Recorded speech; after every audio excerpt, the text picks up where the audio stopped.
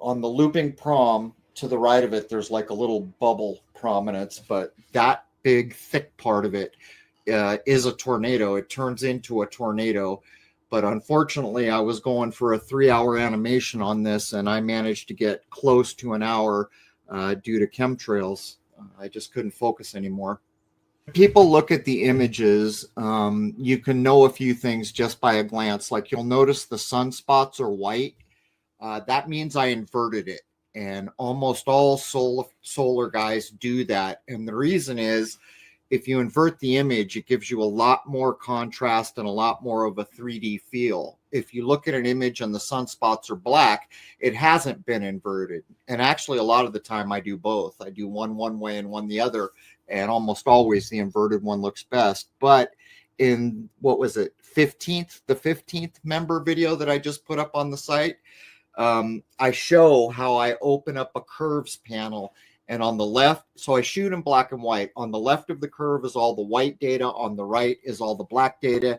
Then there's everything in between. So what you can do, and you're not adding or changing anything, you're simply boosting a level of black or white. And in this case, that's exactly what I did. I fine-tuned the contrast to get as much a 3D look and feel as I could. So when you're filming the sun with a big telescope, and my telescope is very big, if the seeing is bad, and for the layperson, that's the waviness, it looks like heat shimmer almost, what they call seeing. You're fighting that to get good resolution. One of the ways you do that is with the highest frame rate you can manage. And the other thing is the quickest shutter speed. So I try to go for 0.4 of a second. And when you get lucky and you get a good shot in between the seeing, you get resolution down to this level. It also depends on the camera, but this, there's not a lot of images that I've made with this much resolution.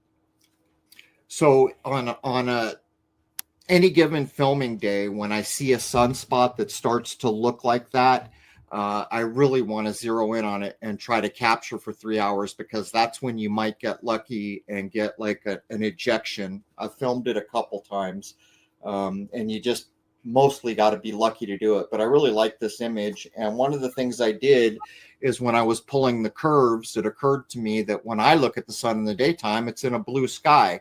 So I tried to incorporate some blue by pulling the curves.